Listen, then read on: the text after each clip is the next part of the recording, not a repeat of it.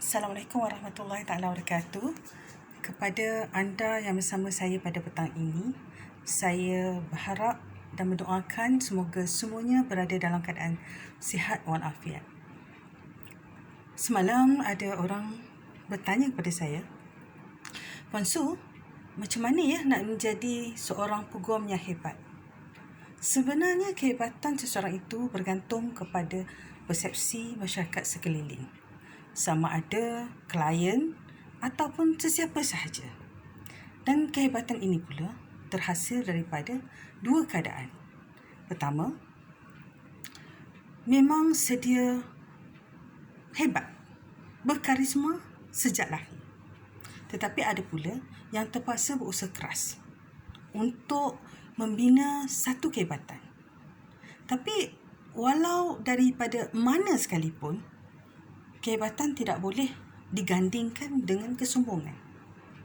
Okay. Menjawab kepada pertanyaan yang dilontarkan kepada saya, untuk menjadi seorang peguam yang hebat atau individu yang hebat dalam mana-mana bidang yang anda lakukan, mana-mana bidang yang anda ceburi, sebenarnya kita perlu mengamalkan ABC. Apa tu ABC, Cik Su? Puan Su? A ialah attitude.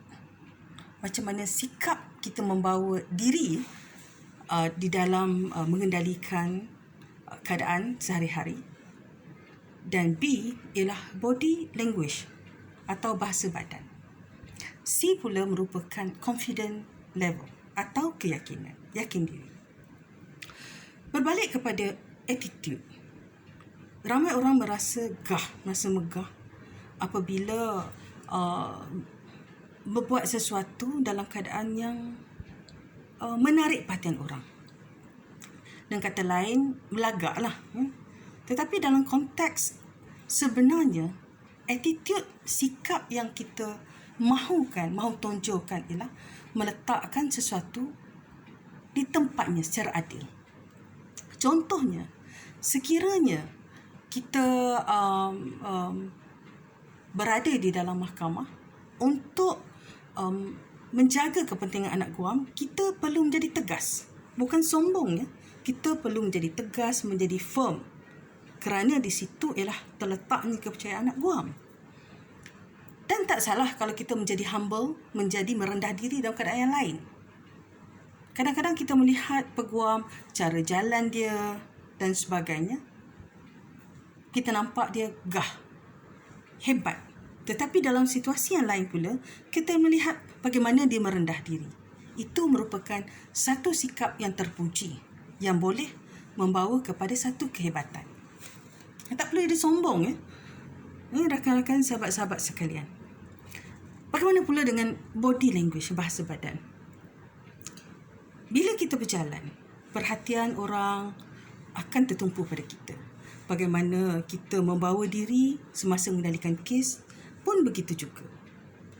Ada seorang peguam yang hebat ini, bila kita melihat dia berkomunikasi, cara bangun, cara duduk, pergerakan dia di mahkamah, cara lontarkan soalan-soalan, bahasa badan yang digunakan, jelas menimbulkan rasa, wow, hebatnya peguam ini.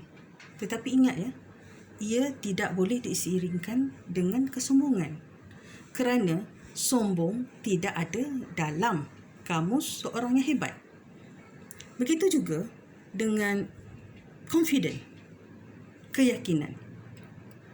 Kita tidak boleh menjadi overconfident dan kita juga tidak boleh menjadi less confident. Untuk menjadi seorang yang hebat, kita kena sentiasa tahu kedudukan masa bila kita kena tunjukkan keyakinan. Kita tidak boleh datang ke mahkamah dalam keadaan kita ketakutan. Tidak boleh. Sebab macam mana seorang anak guam itu mahu meletakkan kepercayaan kepada peguam yang nak mengendalikan kes dia? Dan kita juga tidak boleh menjadi overconfident dan mengatakan, ya, kes ni 100% boleh menang. Tidak. Sebab di mahkamah terdapat 3 pihak yang mengendalikan kes, iaitu hakim yang mendengar, kita sebagai peguam pembela dan juga pihak pendakwaan. Justru itu, adik-adik rakan-rakan sekalian, di dalam membina satu kehebatan, kita kena sentiasa memfokuskan arah tuju ke mana kita perlu membawa sesuatu kes itu. Tetapi seperti mana yang saya pernah cakap semua ini, jangan menjadikan diri sebagai seorang yang ego pada pandangan orang lain.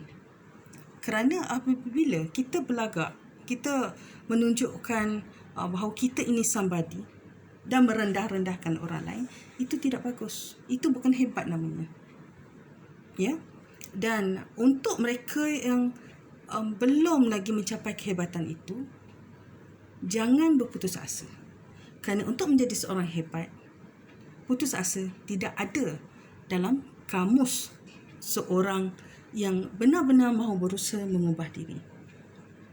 Jadi, sebagai akhir pertemuan kita hari ini, amalkan ABC, iaitu attitude, sikap dalam bahasa Malaysianya, body language, bahasa badan, dan juga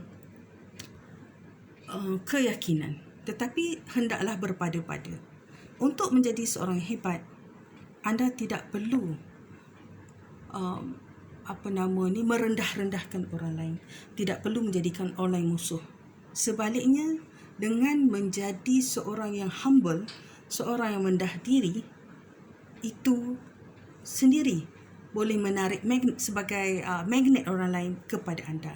Dan di situlah, apabila adanya rasa respect, di situlah kewibawaan dan kehebatan anda dihargai.